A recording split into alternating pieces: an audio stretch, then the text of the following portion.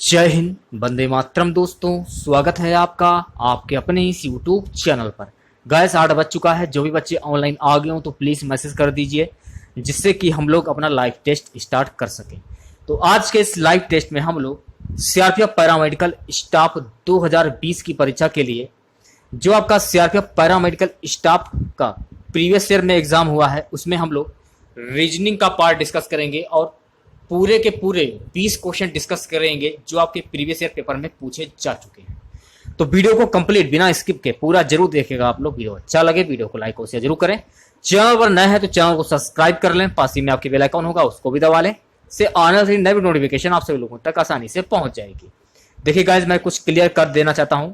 जो आपकी 12 बजे वाली जो क्लास होती थी वो आपसे नहीं होगी।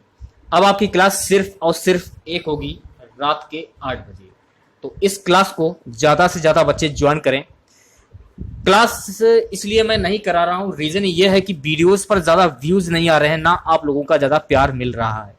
इसलिए अब से जो अब 12 बजे वाली जो क्लास होती थी, अब से वो अब नहीं होगी। ठीक है, सिर्फ और सिर्फ आपको एक क्लास मिला करेगी रात के 8 बजे। ठीक है, वीडियो को पूरा जरूर वॉच कीजिएगा आप लोग, और वीडियो को लाइक और शेयर जरूर बनता है, जरूर करें आप लोग। ज्यादा से ज्यादा प्यार दें आप लोग, ताकि मैं आपके एक लाइक से मोटिवेट हो सकूं और कोशिश करूं कि आपकी दूसरी भी क्लास स्टार्ट कर दूं। ठीक है। एनएपी को एमजेओ के रूप में कोडबद्ध किया जाता है। उसी कोड में स्नीज को किस रूप में कोडबद्ध किया जाएगा?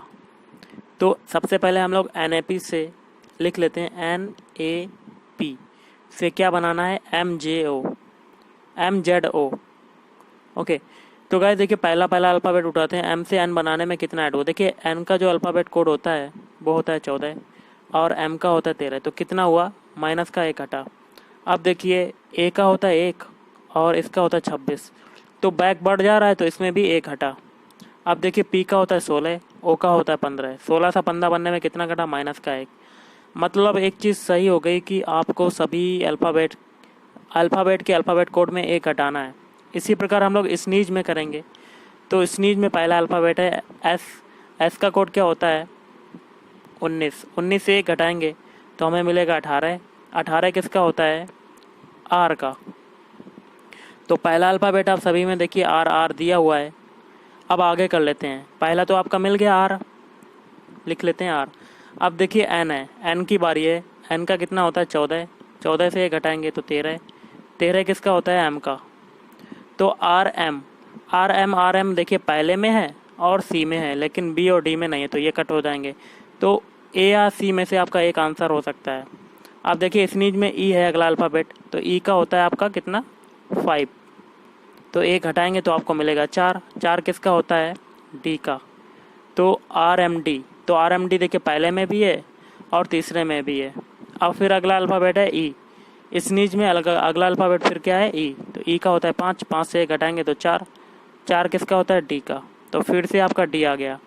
तो देखिए, पहले वाले मतलब ऑप्शन में डबल बार डी है, लेकिन सी में आपका डी एफ है और हमें निकालना है डी डी। तो आपका आंसर क्या हो जाएगा? ऑप्शन ए इस राइट आंसर। आगे करने की कोई ज़रूरत नहीं, आपका आंसर हो जाएगा ऑप्शन ए। अगला क्वेश्चन देख लेते हैं, क्या कहता है। नीचे दिए गए कथनों के बाद 2 निष्कर्ष 1 और 2 दिए गए हैं।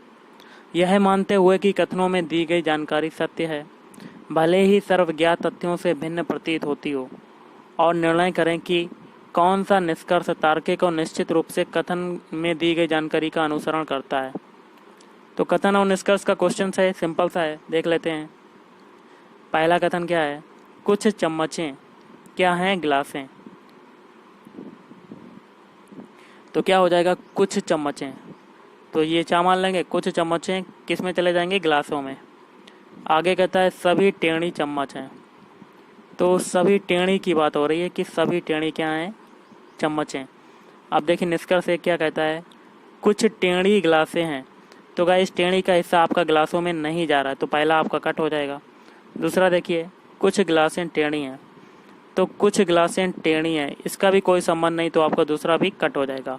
तो कौन सा आपका आंसर हो जाएगा? ना निष्कर्ष एक और ना दूसरा अनुसरण करता है, मतलब option C is right answer. अगला क्वेश्चन देख लेते हैं। क्वेश्चन कहता है, नीचे दिए गए प्रश्न आकृति के अनुसार एक कागज़ को मोड़कर काटा गया है। इस कागज़ को खोलने पर दी गई उत्तर आकृतियों में से कौन सी आकृति दिखाई देगी। जैसे कि पहला है आपका एक्स वाला। देखिए पहली आकृति इस प्रकार से आपकी आधी काटी गई, फिर देखिए यहाँ से काटी गई, फिर आपका ऐसे काटी गई। तो जो आपके उत्तर आकृति होगी वो होगी ऑप्शन है, ऐसा वाला फिगर बनेगा काटने पर। ओके, आप कमेंट करके बताइए कि कैसे होगा।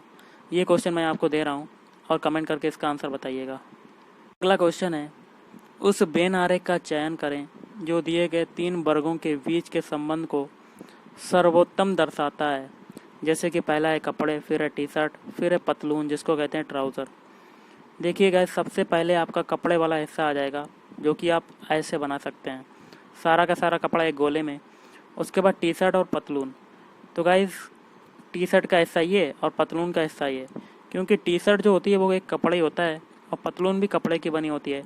तो टी शर्ट और पतलून आपके किस में आ जाएंगे, कपड़े वाले हिस्से में। तो आंसर क्या हो जाएगा, ऑप्शन ए वाला। देखिए, ओके, समझ में आया होगा।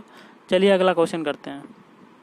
तो गाइस, अगला क्वेश्चन है आपका, निम्नलिखित में दी गई कौन सी उत्तर आकृति दी गई आकृति को पूरा करेगा। एक फिगर है, तो आपको इसमें से बताना कि कौन सा आएगा। तो ऑप्शन बी वाला आएगा। क्यों आएगा आपको बता देता हूँ।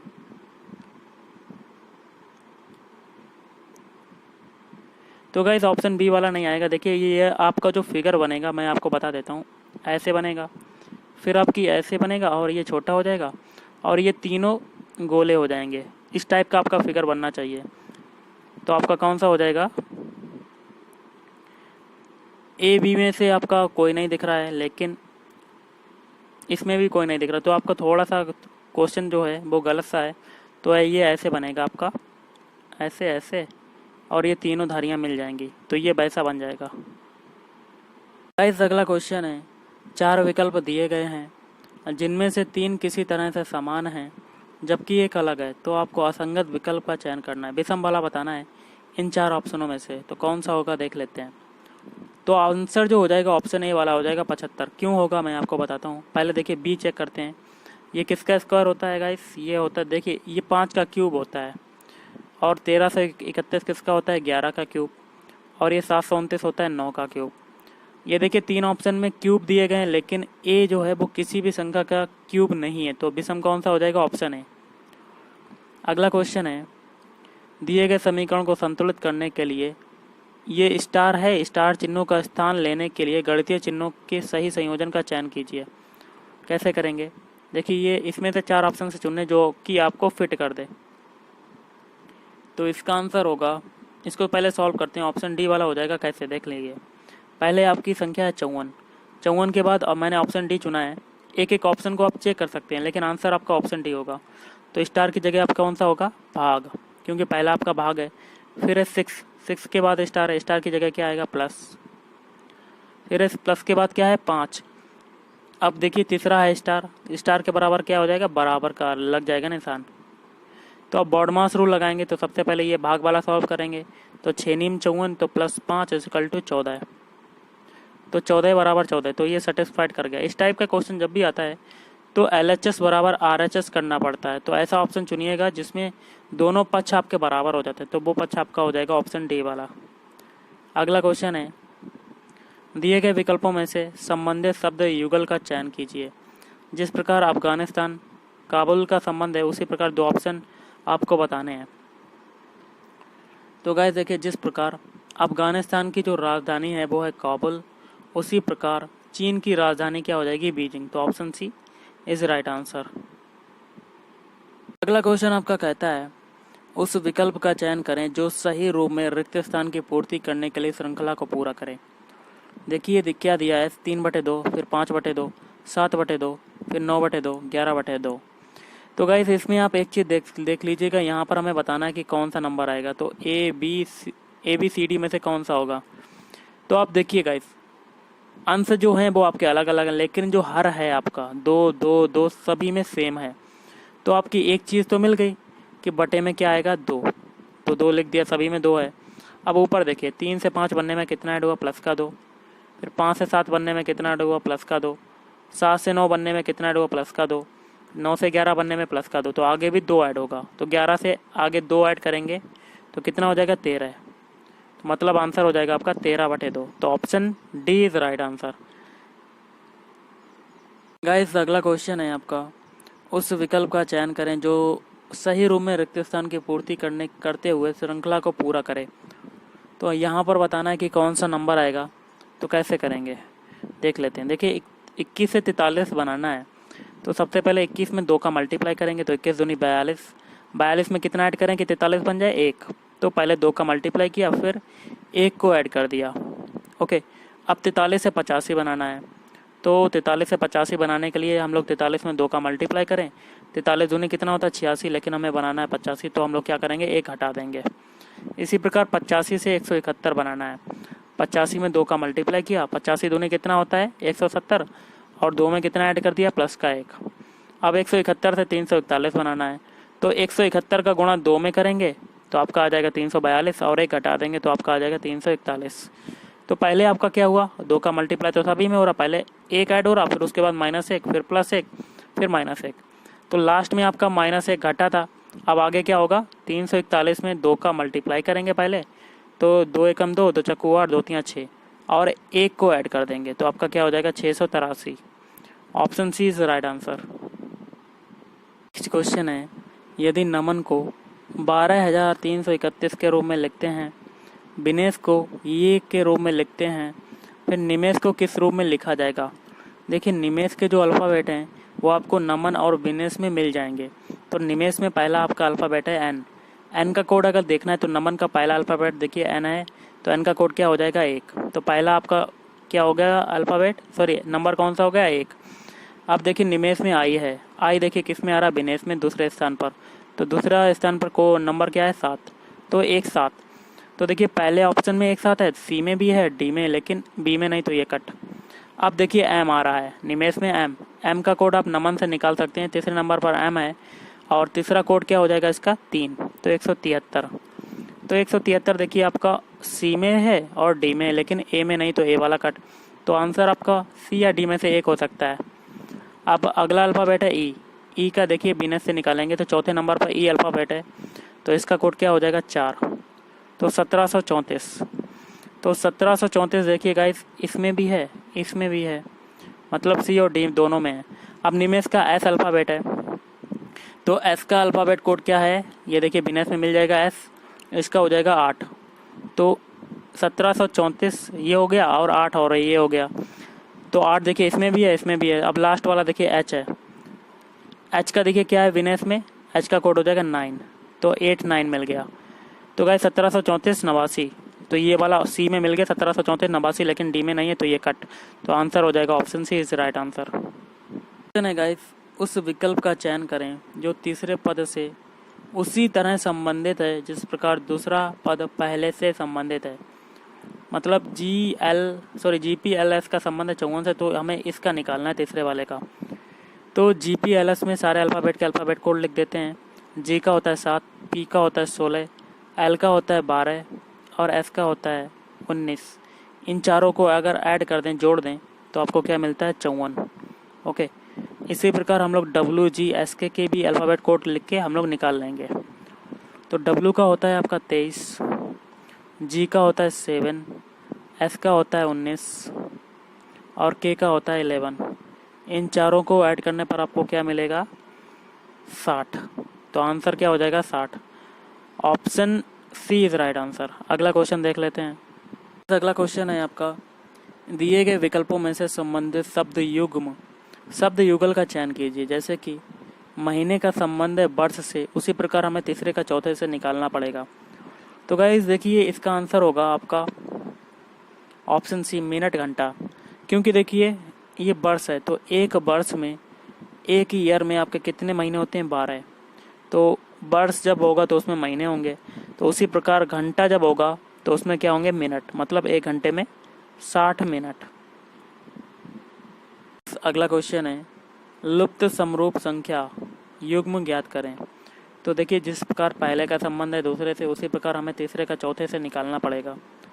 तो 1000 देखिए ये होता है 10 का क्यूब, और 121 होता है 11 का स्क्वायर। मतलब पहले तो संख्या का क्यूब है, उसके बाद स्क्वायर है संख्या का। तो ऐसी संख्या चुनिए जिसमें पहली जो संख्या हो क्यूब हो और दूसरी संख्या स्क्वायर हो तो वो हो जाएगा आपका ऑप्शन डी, क्योंकि 125 होता है 5 का क्यूब और 36 होता है 6 का स्क्वायर। चलिए अगला क्वेश्चन देख लेते हैं। क्वेश्चन है आपका, उस विकल्प का चयन करें जो सही रूप में रिक्त स्थान की पूर्ति करते हुए श्रृंखला को पूरा करे। यहाँ पर बताना है कि कौन सा अल्फ़ाबेट आएंगे।